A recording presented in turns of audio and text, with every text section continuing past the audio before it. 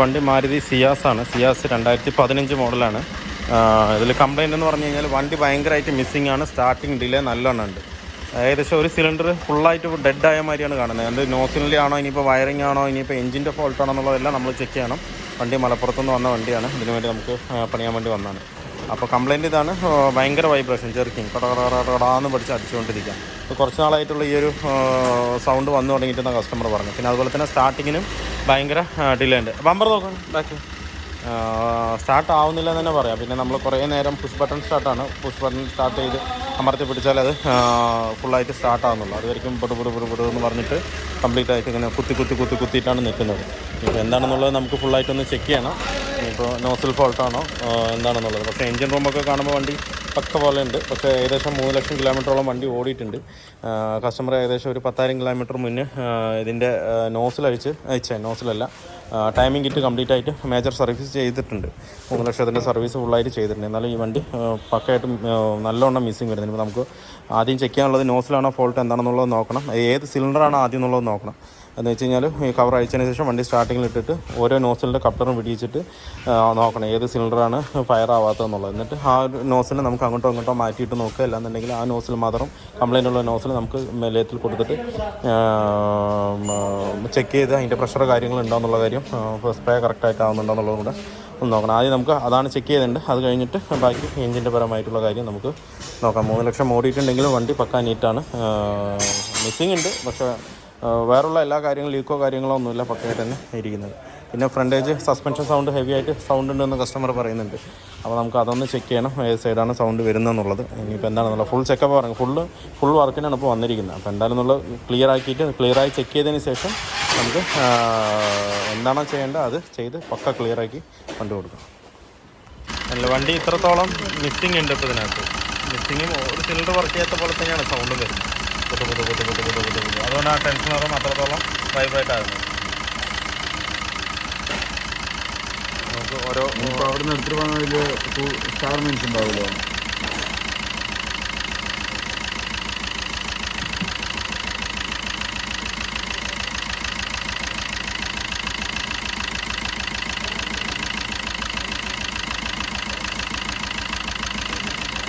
പത്ത് തരാം.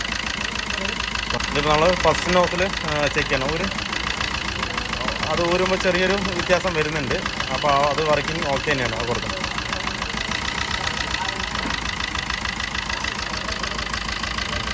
കറക്റ്റായിട്ട് മഞ്ഞ പിന്നെ വിടും.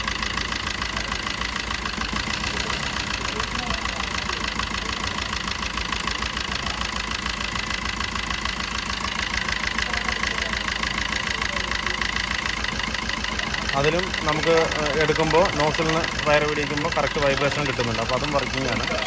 അതുപോലെ തന്നെ നമുക്ക് എല്ലാ നോസിലും ഒന്ന് ചെക്ക് ചെയ്യണം.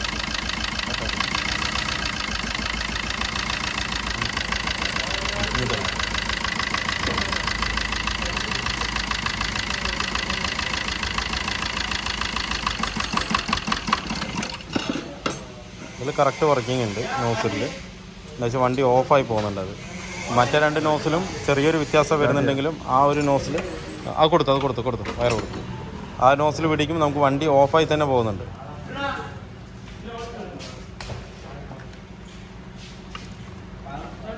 ആ അമർത്തി പിടിക്കാം.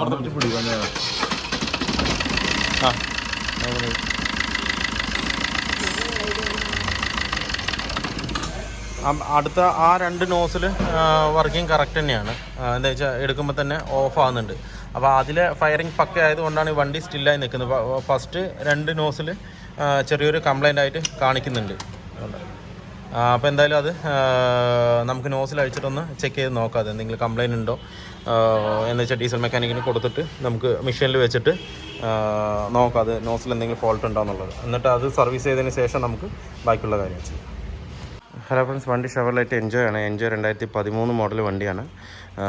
ഇതിൽ കംപ്ലയിൻ്റ് എന്ന് പറഞ്ഞു കഴിഞ്ഞാൽ മേജർ സർവീസ് 2 ലാഖിൻ്റെ സർവീസാണ് ഇതിനകത്ത് നമുക്ക് ചെയ്യാനുള്ളത്. എന്ന് വെച്ചാൽ timing kit, diesel filter, air filter, എല്ലാ ഫിൽറ്റേഴ്സും, അതുപോലെ ഓയിലുകൾ, എല്ലാ ഓയിലുകളും കംപ്ലീറ്റ് മാറ്റണം. അതിന് കൂടെ തന്നെ EGR മാനിഫോൾഡ് കംപ്ലീറ്റ് നമുക്ക് അഴിച്ച് ക്ലീൻ ചെയ്ത് സെറ്റാക്കാനുണ്ട്. അതുപോലെ കസ്റ്റമർ പറഞ്ഞത് ചെറിയ ചെറിയ കംപ്ലൈൻറ്റുകളുണ്ട്. സസ്പെൻഷൻ സൈഡാണെന്നുണ്ടെങ്കിലും ഇനിയിപ്പോൾ റിയർ ഹൈ പ്രഷർ പമ്പിൻ്റെ അവിടെ ചെറിയൊരു ഓയിൽ ലീക്കിൻ്റെ അംശം കാണുന്നുണ്ടെന്ന് പറഞ്ഞു കസ്റ്റമർ.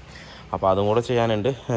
ടൈമിങ് കാര്യങ്ങൾ ബാക്കി ടൈമിങ് ചെയ്യണമെന്നുണ്ടെങ്കിൽ എൻജോയ്ക്ക് നല്ല പണിയാണ്. എന്താണെന്ന് വെച്ച് കഴിഞ്ഞാൽ ക്രോസ് കാര്യങ്ങൾ ഫ്രണ്ടേജ് കംപ്ലീറ്റ് സസ്പെൻഷൻ പാർട്സ് കംപ്ലീറ്റും ഇറക്കിയാൽ മാത്രമേ നമുക്ക് അതിൻ്റെ ക്രാങ്ക് കേസ് ഇറക്കാൻ പറ്റുള്ളൂ. ക്രാങ്ക് കേസ് ഇറക്കിയാലേ നമുക്ക് മറ്റേ എന്താ പറയുക ടൈമിങ് കവർ അഴിക്കാൻ പറ്റുള്ളൂ.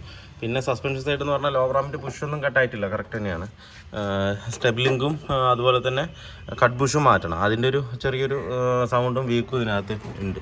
അപ്പോൾ അതൊന്ന് നമുക്ക് ചേഞ്ച് ചെയ്യണം. കട്ട് ബുഷ് കംപ്ലീറ്റ് ആയിട്ട് പോയിട്ടുണ്ട്. എന്ന് വെച്ച് കഴിഞ്ഞാൽ അതിൽ ഇൻസുലേഷനൊക്കെ വെച്ചിട്ടാണ് അടിച്ചിരിക്കുന്നത്. പിന്നെ കസ്റ്റമർ കംപ്ലൈൻറ്റ് റിയർ ബ്രേക്ക് കാര്യങ്ങൾ നോക്കാൻ പറഞ്ഞിട്ടുണ്ട്. ബ്രേക്ക് എന്ന് പറഞ്ഞു കഴിഞ്ഞാൽ ഇത് റിയറിലെ റൈറ്റ് സൈഡ് സിലിണ്ടർ ഹെവി ആയിട്ട് ലീക്ക് ആകുന്നുണ്ട്. അല്ലേ, ബ്രേക്ക് സിലിണ്ടർ ഹെവി ആയിട്ട് ലീക്ക് ആകുന്നുണ്ട്. അത് നമുക്ക് ചെയ്യണം. പിന്നെ റിയർ ആം ബുഷ് കുഴപ്പമില്ല, പക്കയായിട്ട് തന്നെയാണ് ഇരിക്കുന്നത്, പൊട്ടലോ ഒന്നുമില്ല. റിയർ ആം ബുഷ് നമുക്ക് മാറ്റേണ്ട ആവശ്യമില്ല. പിന്നെ ഷോക്ക് അടക്കുന്നത് മാറ്റിയിട്ടുണ്ട് അവർ, മോണ്ടറോടെ ഷോക്ക് കയറ്റിയിട്ടുണ്ട്.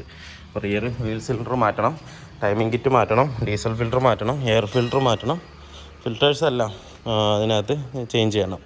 വണ്ടി പുള്ളിങ് കുറവ് കസ്റ്റമർ പറയുന്നുണ്ട്. അപ്പോൾ പുള്ളിങ്ങിൻ്റെ കാര്യം നമുക്ക് എന്താണെന്നുള്ളതൊന്ന് നോക്കണം. പിന്നെ ഈ സൈഡ് കുഴപ്പമില്ല, നമ്മൾ നോക്കി സർവീസ് ചെയ്ത് ക്ലീൻ ചെയ്ത് കയറ്റിയിട്ടുണ്ട്. ബ്രേക്ക് പാഡ് അത്യാവശ്യം ഒരു 5000 കിലോമീറ്റർ ഓടുള്ളൂ. അപ്പോൾ അതുകൊണ്ട് നമുക്ക് ബ്രേക്ക് ഡിസ്ക് ഒന്ന് പോളിഷ് ചെയ്യാനുണ്ട്. ബ്രേക്ക് ഡിസ്ക് സ്കോറിങ് ഉണ്ട്. അപ്പോൾ ബ്രേക്ക് ഡിസ്ക് നമുക്ക് അഴിച്ചിട്ടൊന്ന് പോളിഷ് ചെയ്തിട്ട് ഇതിൻ്റെ ബ്രേക്ക് പാഡ് നമുക്ക് മാറ്റിവിടാം. ബ്രേക്ക് പാഡ് എന്ന് വെച്ചാൽ അത്യാവശ്യം കഴിയാനായിട്ടുണ്ട്. അത് നമുക്കൊന്ന് ചേഞ്ച് ചെയ്ത് വിടാം. മാനിഫോൾഡിൽ ഓയിലിൻ്റെ അംശമാണ് കൂടുതലായിട്ടുള്ളത്. ലീക്ക് കാര്യങ്ങൾ അത്യാവശ്യം ലീക്കൊന്നും കാണുന്നില്ല, ബ്ലോക്കൊന്നും കാണുന്നില്ല.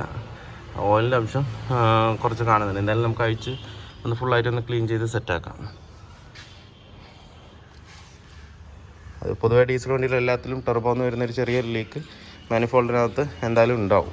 അത് എല്ലാ വണ്ടിക്കും, ടെർബോ വരുന്ന വണ്ടിക്ക് എല്ലാ വണ്ടിക്കും ചെറുതായിട്ടുണ്ടാവും. പിന്നെ വാട്ടർ പമ്പൊക്കെ കസ്റ്റമർ നേരത്തെ തന്നെ അതിനകത്ത് മാറിയിട്ടുണ്ട്. അപ്പോൾ അത് നമുക്ക് പഴയ തന്നെ ഇടാം.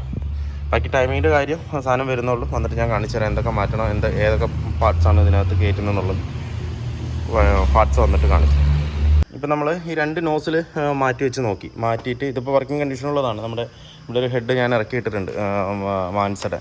ഇതിൻ്റെ നോസിൽ ഇതിനകത്ത് കയറ്റിയിട്ട് നമ്മളത് സ്റ്റാർട്ടിങ് എല്ലാം ഓക്കെയാണ്. വൈറ്റ് സ്മോക്ക് ഹെവി ആയിട്ട് തള്ളുന്നതുകൊണ്ടാണ് നമ്മളിപ്പോൾ അത് ഹെഡ് ഇറക്കിയിട്ട് നമുക്കൊരു സെറ്റ് റിങ്സ് മാത്രം മാറ്റി വിട്ടിട്ട് അതിൻ്റെ എസ്റ്റമേൾസിൽ മാറ്റി വിടാനാണ് ഈ വണ്ടി. അപ്പോൾ ഇതിൽ നോസിലാണ് ഇപ്പോൾ നമ്മളിതിനകത്ത് കയറ്റിയിരിക്കുന്നത്. ഇത് 2 പഴയ വണ്ടിക്കകത്തുള്ളത്, ഇത് 2 ആ വണ്ടിയുടെയാണ്. അത് ഇട്ടപ്പോഴും സെയിം അവസ്ഥ തന്നെയാണ് കാണിക്കുന്നത്. എന്താണെന്ന് വെച്ച് കഴിഞ്ഞാൽ കംപ്രഷൻ അവിടെ ലീക്ക് ആകുന്നുണ്ട്. റിങ്സ് പോയിട്ടുള്ള ലീക്കല്ല, ഹെഡ് ഗ്യാസ്കറ്റ് കംപ്ലൈൻ്റ് ആയിട്ടുള്ള ലീക്കാണ്. അത് മാത്രമല്ല നമുക്കിതിൽ കൂളൻ്റ് കുറച്ച് ഓടിക്കഴിഞ്ഞാൽ തന്നെ കൂളൻ്റ് ഹെവി ആയിട്ട് പുറത്ത് തള്ളും, കണ്ടില്ലേ, കംപ്രഷൻ ലീക്കായിട്ട് ഹെവി ആയിട്ട് പുറത്ത് തള്ളുന്നുണ്ട്. അപ്പോൾ നോസിലെ ഫോൾട്ടല്ല. നമ്മൾ എന്താ വെച്ച് കഴിഞ്ഞാൽ നമ്മൾ ഇത് നോസിൽ കൺഫേം ആക്കിയില്ല എന്നുണ്ടെങ്കിൽ വേറെ ഭാഗം നമുക്ക് ചെയ്യുമ്പോൾ ഒരു ക്ലാരിറ്റി കിട്ടില്ല. അതിന് വേണ്ടിയിട്ടാണ് നമ്മൾ നോസിലാണ് എന്താണെന്നുള്ളത് കറക്റ്റ് ക്ലാരിറ്റിയോടുകൂടി ചെയ്യാൻ വേണ്ടിയിട്ടാണ് എന്താണ് കംപ്ലൈൻ്റ് എന്ന് ആദ്യം കണ്ടുപിടിക്കുന്നത്. അപ്പോൾ നോസിൽ ഫോൾട്ടില്ല, അപ്പോൾ നമുക്ക് ഡീസലിൻ്റെ ഭാഗം നമുക്ക് ശ്രദ്ധിക്കേണ്ട ആവശ്യമില്ല. എന്നാലും നമുക്ക് തിരിച്ച് കയറ്റുമ്പോൾ നോസിലൊക്കെ സർവീസ് ചെയ്തിട്ട് നമ്മൾ കയറ്റുള്ളൂ.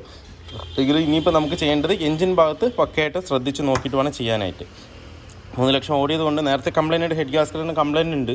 പക്ഷേ എങ്കിൽ നമ്മൾ ഈ ഭാഗം ഒന്ന് ക്ലിയറായി നോക്കിക്കഴിഞ്ഞ് കഴിഞ്ഞാൽ നമുക്ക് മറ്റുള്ള ഭാഗം വൃത്തിയായിട്ട് ചെയ്യാൻ പറ്റും. ഇല്ലാതെ തന്നെ നമുക്ക് ഡൗട്ടിൻ്റെ പേരിൽ അങ്ങോട്ടോ എന്ന് പറഞ്ഞ് നോക്കിയിട്ട് ചെയ്യേണ്ട ഒരു അവസ്ഥയിലേക്ക് വരും. അതുകൊണ്ടാണ് നമ്മളിങ്ങനെ കറക്റ്റായിട്ട് ചെക്ക് ചെയ്തിട്ട് ചെയ്യുന്നത്. അപ്പോൾ നോസിലിൻ്റെ ഡീസലിൻ്റെ ഭാഗത്ത് ഫോൾട്ട് ഇല്ല, വയറിങ് കാര്യങ്ങൾ കറണ്ട് എല്ലാം കറക്റ്റാണ്. അപ്പോൾ പിന്നെ നമുക്കിനി എഞ്ചിൻ്റെ ഭാഗത്താണ് നോക്കേണ്ടത്. ഹെഡ് ഗ്യാസ്കറ്റ് മാറണം, അതുപോലെ എഞ്ചിൻ്റെ എല്ലാ വർക്കും ഇതിനകത്ത് ചെയ്യണം. ഏകദേശം 3 ലക്ഷം കിലോമീറ്റർ ഓടിയിട്ടുണ്ട്.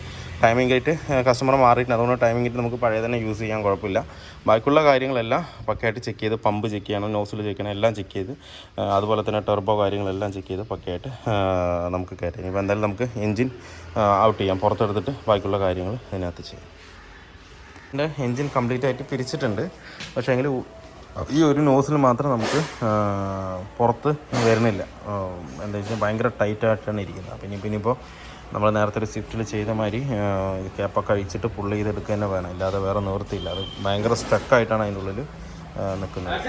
അപ്പോൾ ഇനിയിപ്പോൾ അത് ലേത്തിൽ കൊടുത്തിട്ട് വേണം ചെയ്യാനായിട്ട്. അത് അഴിച്ചാലേ നമുക്ക് ബാക്കിയുള്ള ഭാഗമൊക്കെ അഴിച്ചിട്ട് എന്താണ് കണ്ടീഷൻ എങ്ങനെയാണെന്നുള്ളതൊക്കെ കറക്റ്റായിട്ട് നമുക്ക് അറിയാൻ പറ്റുള്ളൂ. പക്ഷേ എങ്ങനെ ഇരിക്കുമ്പോൾ ഒന്നും അറിയില്ല. ഇനിയിപ്പോൾ ലേത്തിൽ കൊടുത്തിട്ട് അഴിച്ചിട്ട് വേണം ബാക്കിയുള്ള സിലിണ്ടറിൽ എന്തൊക്കെയാണ് സംഭവിച്ചിരിക്കുന്നത്, എന്തുകൊണ്ടാണ് ആ ഫസ്റ്റും സെക്കൻഡും വർക്ക് ചെയ്യാതിരുന്നത് എന്നുള്ളതൊക്കെ നമുക്ക് ഇത് അഴിച്ചാൽ മാത്രമേ അറിയുള്ളൂ. ഇനിയിപ്പോൾ എന്തായാലും ലേത്തിൽ കൊടുത്തുവിടാം.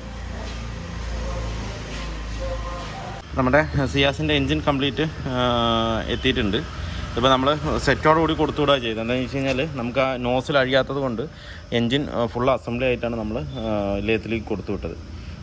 അപ്പോൾ നോസിലൊക്കെ റിമൂവ് ചെയ്തൊക്കെ സെറ്റാക്കി. നോസിലിന് ചെറിയൊരു ഡാമേജ് ആയിട്ടുണ്ട്. അപ്പോൾ ഒരു നോസിൽ നമുക്ക് മാറ്റേണ്ടി വരും ഇതിൻ്റെ.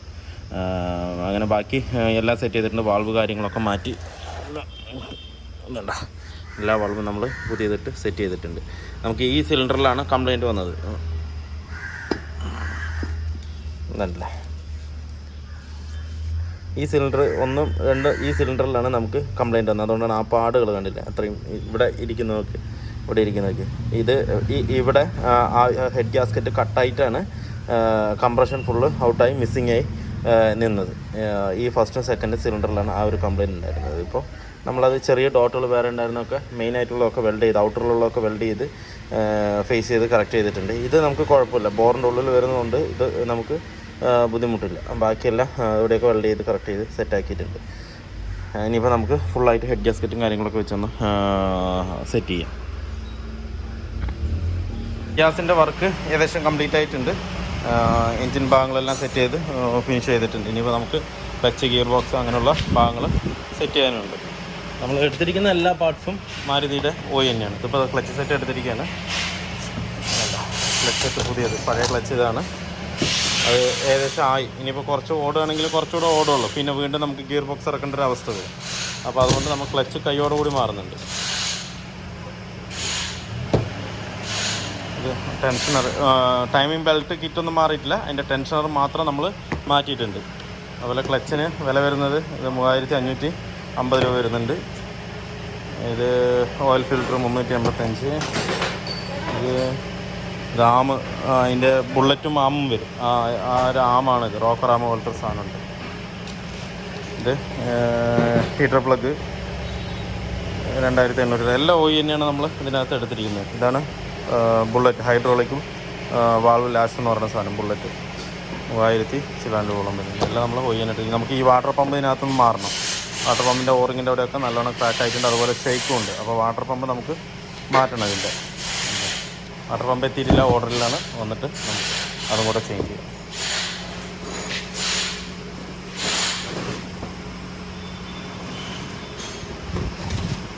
റിലീസ് ബെയറിംഗ് ഒന്ന്, അതുപോലെ ക്ലച്ചിൻ്റെ റിലീസ് ബെയറിംഗ് തന്നെ ബോക്സ് ഉണ്ട്. ബോക്സ് മാറ്റുമ്പോൾ കൈയോടെ അതും കൂടെ മാറ്റും. 3590 രൂപ വരുന്നുണ്ട് മാരുതിയുടെ ഒറിജിനൽ റിലീസ് ബെയറിംഗ്. അതിൽ കിടക്കുന്നത് ഓൾഡ് ടൈപ്പാണ്. ഇപ്പോൾ വരുന്നത് ഇങ്ങനെ ബൂട്ടോട് കൂടിയിട്ടാണ് വരുന്നത്, ന്യൂ ടൈപ്പ് കയറ്റം. നമ്മുടെ സിയാസിൻ്റെ വർക്ക് ഫുള്ളി കംപ്ലീറ്റ് ആയിട്ടുണ്ട്.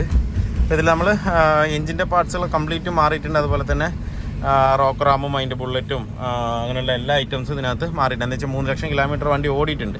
അപ്പോൾ അതിനനുസരിച്ചുള്ള എല്ലാ എൻജിൻ വർക്കും എല്ലാ പാർട്സും മാറ്റിയിട്ടാണ് നമ്മൾ ചെയ്തിരിക്കുന്നത്. മാറ്റിയിട്ട് നമ്മൾ വണ്ടി ഓടിച്ച് നോക്കുമ്പോൾ നോസിലിൻ്റെ ചെറിയൊരു സൗണ്ട് അതിനകത്ത് വരുന്നുണ്ടായിരുന്നു. പിന്നെ 4 നോസിലും ഇതിനെ യൂസർ വാങ്ങിയിട്ട് ഇട്ടിരിക്കുകയാണ് ചെയ്തത്. എന്ന് വെച്ചാൽ പുതിയത് ഇടാനാണ് കസ്റ്റമർ പറഞ്ഞത്. പക്ഷേ പുതിയത് റെഡി സ്റ്റോക്ക് ഇല്ലാത്തത് കൊണ്ട് നമ്മൾ യൂസർ തന്നെ മേടിച്ച് അതിനകത്ത് സെറ്റ് ചെയ്തിട്ടുണ്ട്. ഇപ്പോൾ കംപ്ലൈൻറ്റ് പക്ക ഓക്കെ തന്നെയാണ്.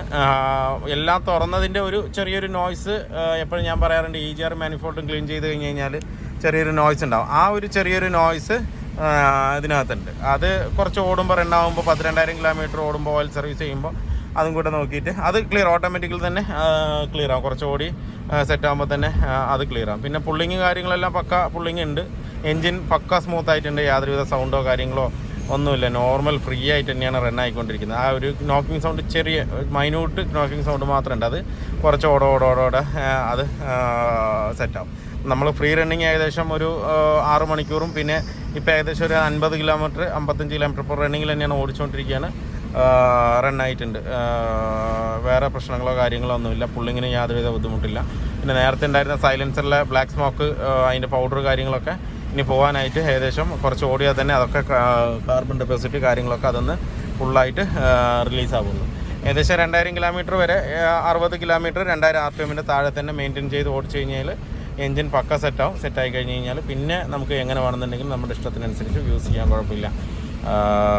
അതുപോലെ തന്നെ മൈലേജും ഇപ്പോൾ കുറച്ച് ഏകദേശം ഒരു കുറച്ച് ഡ്രോപ്പായിരിക്കും. എന്താണെന്ന് വെച്ച് കഴിഞ്ഞാൽ ഫുൾ ഓപ്പൺ ആയതുകൊണ്ട് അതിനനുസരിച്ചുള്ള ഡീസൽ നോസിലിൽ സ്പ്രേ ചെയ്ത് കൊടുക്കുക. അതുകൊണ്ടാണ് ആ ഒരു സൗണ്ട് നമുക്കിതിനകത്ത് വരുന്നത്, ഒരു നോക്കിംഗ് സൗണ്ട് ഇതിനകത്ത് വരുന്നത്. വെച്ചാൽ സ്പ്രേയിങ് കൂടുതലായിരിക്കും. അങ്ങനെ വരുമ്പോഴാണ് ആ നോയ്സും കൂടുതലായിട്ട് ഇതിനകത്ത് വരുന്നത്. അപ്പോൾ കുറച്ച് ഓടിക്കഴിഞ്ഞ് കഴിഞ്ഞാൽ അതെല്ലാം സെറ്റായി കഴിഞ്ഞ് കഴിഞ്ഞാൽ പക്ക പിന്നെ ഓക്കെ ആവും. മൈലേജ് നല്ല രീതിക്ക് തന്നെ കിട്ടും. ഓടിക്കാനും കുറച്ചുകൂടെ സ്മൂത്താണ്. ഈ നോക്കിംഗ് സൗണ്ടും കൂടെ കുറച്ചുകൂടെ ഡൗൺ ആയി കഴിഞ്ഞ് കഴിഞ്ഞാൽ ഒന്നുകൂടെ നമുക്ക് യൂസ് ചെയ്യാൻ കുറച്ചുകൂടെ ബെറ്റർ ആയിരിക്കും. ബാക്കി നേരത്തെ എന്ന് പറഞ്ഞാൽ 2 സിലിണ്ടർ ഞാൻ പറഞ്ഞല്ലോ, ഹെഡ് ഗ്യാസ്കറ്റിൻ്റെ കംപ്ലയിൻറ്റ് പറഞ്ഞായിരുന്നല്ലോ. ആ ഒരു കംപ്ലയിൻറ്റ് ഹെഡ് ഗ്യാസ്കറ്റിൻ്റെ സെൻറ്റർ ഭാഗം പൊട്ടിയിരിക്കുകയായിരുന്നു. വെച്ചാൽ ഫസ്റ്റും സെക്കൻഡിൽ ഹെഡ് ഗ്യാസ്കറ്റിൻ്റെ ഭാഗം സെൻറ്റർ വെച്ച് പൊട്ടിയിട്ട് അങ്ങോട്ടും ഇങ്ങോട്ടും കംപ്രഷൻ ലീക്ക് ഔട്ട് ആകുകയാണ്. 2 സിലിണ്ടറിലാണ് കറക്റ്റായിട്ട് വർക്ക് ചെയ്യുന്നത്. 4 സിലിണ്ടർ വർക്കിംഗ് ആണ്, പക്ഷേങ്കിൽ കംപ്രഷൻ കറക്റ്റ് ആകാത്തത് കൊണ്ട് നല്ല മിസ്സിങ്ങിലായിട്ടാണ് ആവുക. അങ്ങനെ വരുമ്പോൾ സ്റ്റാർട്ടിങ്ങിന് ഭയങ്കര ഡിലേ ഉണ്ടാവും, കാര്യങ്ങളുണ്ടാവും, മിസ്സിങ് ഉണ്ടാവും. വണ്ടി ഓടിക്കാൻ തന്നെ ഒരു സുഖം ഉണ്ടാവില്ല. ഏകദേശം ഒരു 160 കിലോമീറ്റർ ഓടിച്ച് ഷോപ്പിലേക്ക് കൊണ്ടുവന്നിട്ട് ഏകദേശം 2 ആഴ്ചയായി. ഇപ്പോൾ 2-2.5 ആഴ്ചയുള്ള 15 ദിവസമായി. ഇപ്പോൾ വർക്ക് ഫുള്ളി കംപ്ലീറ്റ് ആയിട്ടുണ്ട്. ഇപ്പോൾ എല്ലാം ഓക്കെ തന്നെയാണ്. നമ്മൾ അതുപോലെ തന്നെ പമ്പും ഇതിനകത്ത് സർവീസ് ചെയ്തിട്ടുണ്ട്. ബാക്കിയുള്ള എൻജിൻ പരമായിട്ടുള്ള എല്ലാ ഭാഗങ്ങളും നമ്മൾ ഇതിനകത്ത് സെറ്റ് ചെയ്തിട്ടുണ്ട്. പിന്നെ സസ്പെൻഷൻ്റെ ഭാഗത്ത് റാക്കിൻ്റെ ബുഷ് നമ്മൾ മാറ്റിയിട്ടുണ്ട്. ഇതിനകത്ത് ലെഫ്റ്റ് സൈഡ് കസ്റ്റമർ പറഞ്ഞ് ചെറിയൊരു അടി വരുന്നുണ്ടെന്ന് പറയുന്നുണ്ടായിരുന്നു. അപ്പോൾ അതിൻ്റെ റാക്കിൻ്റെ ബുഷ് ചെറിയൊരു വീക്ക് ഉണ്ടായിരുന്നില്ല, എങ്കിലും നമ്മളത് മാറ്റി സെറ്റാക്കിയിട്ടുണ്ട്. അപ്പോൾ ആ സൗണ്ടും പക്ക സോൾവ് ആയിട്ടുണ്ട്. ഇനി ഒന്ന് വീൽ അലൈൻമെൻറ്റ് ചെയ്യണം, വാട്ടർ വാഷ് ചെയ്യണം, അത്ര ഉള്ള ഇതിനകത്ത് വർക്ക്. പിന്നെ AC ഗ്യാസ് ഒന്ന് ഇതിനകത്ത് കയറണം. നമ്മൾ എൻജിൻ ഇറക്കുമ്പോൾ കംപ്ലീറ്റ് ഗ്യാസും പുറത്ത് പോകും. അപ്പോൾ ഇനിയിപ്പോൾ തിരിച്ച് കയറ്റുമ്പോൾ ഗ്യാസ് കയറ്റിയിട്ട് വേണം അതിനകത്ത് കയറ്റാനായിട്ട്. അപ്പോൾ ഇപ്പോൾ ഒരു 2000 കിലോമീറ്റർ വരെ കൊച്ചുകുട്ടികളെ കൊണ്ടു നടക്കണ മാതിരി പയ്യെ ഒന്ന് കൊണ്ടു നടന്നു കഴിഞ്ഞാൽ ഇനിയിപ്പോൾ കസ്റ്റമർ ഇപ്പോൾ 3 ലക്ഷം കിലോമീറ്റർ ഓടിച്ചിട്ടുണ്ടെങ്കിൽ വീണ്ടും നമുക്ക് ഒരു 2-2.5 ലക്ഷം കിലോമീറ്റർ വരെയൊക്കെ സുഖമായിട്ട് റൺ ആവും. കുഴപ്പമൊന്നും ഉണ്ടാവില്ല. പിന്നെ ടൈമിംഗ് കിറ്റിൽ നമ്മൾ ടെൻഷനർ മാത്രം മാറിയുള്ളൂ. ടൈമിംഗ് കിറ്റ് കസ്റ്റമർ മാറിയതാണെന്നാണ് പറഞ്ഞത്. 10,000 കിലോമീറ്റർ ഓടിയിട്ടുള്ളൂ എന്നാണ് പറഞ്ഞത്. അപ്പോൾ ടൈമിംഗ് കിറ്റ് നോക്കുമ്പോഴും അത് പുതിയതുപോലെ തന്നെ ആയിരിക്കുന്നത്. അപ്പോൾ പിന്നെ ടൈമിംഗ് കിറ്റ് നമ്മൾ മാറിയില്ല, അതിൻ്റെ ടെൻഷനർ മാത്രം നമ്മൾ മാറി. പിന്നെ എല്ലാ പാക്കിംഗ് കിറ്റും കാര്യങ്ങളെല്ലാം ഹെഡ് ഗ്യാസ്കറ്റ് എല്ലാ OE പാർട്സ് തന്നെയാണ് എടുത്തിരിക്കുന്നത്. ഹീറ്റർ പ്ലഗ് 4 മാറി. ഹീറ്റർ പ്ലഗ് അടക്കം നമ്മൾ എല്ലാം ഒറിജിനൽ തന്നെ എടുത്തിട്ടുണ്ട്. ബോഷിൻ്റെ കിട്ടാനുണ്ട്, പക്ഷേ നമ്മൾ ഒറിജിനൽ തന്നെ ഇട്ട് കയറ്റി കൊടുത്തിട്ടുണ്ട്. എന്ന് വെച്ച് കഴിഞ്ഞാൽ ഒറിജിനൽ ഇട്ട് കഴിഞ്ഞാൽ അതിൻ്റെ ഒരു ബെനിഫിറ്റ് അതിനകത്തുണ്ട്. എന്താ വെച്ചാൽ പിറ്റ് എപ്പോഴെങ്കിലും ക്രാക്കോ കാര്യങ്ങളോ വരുമ്പോൾ നമ്മൾ അഴിക്കേണ്ട ഒരു അവസ്ഥ വരികയാണെന്നുണ്ടെങ്കിൽ നമുക്ക് വലിയ ബുദ്ധിമുട്ടില്ലാതെ തന്നെ അത് അഴിച്ച് സെറ്റ് ചെയ്യാൻ പറ്റും. അപ്പോൾ വീഡിയോ എല്ലാവർക്കും ഇഷ്ടമുള്ള ലൈക്ക് ചെയ്യുക, ഷെയർ ചെയ്യുക, അതുപോലെ തന്നെ സബ്സ്ക്രൈബ് ചെയ്യാതെ തന്നെ വീഡിയോ കാണുന്നെങ്കിൽ ഒന്ന് സബ്സ്ക്രൈബ് ചെയ്ത് സപ്പോർട്ട് ചെയ്യുക. അപ്പോൾ മറ്റൊരു വീഡിയോയിലേക്ക് കാണുന്നവരെ എല്ലാവർക്കും ബൈ.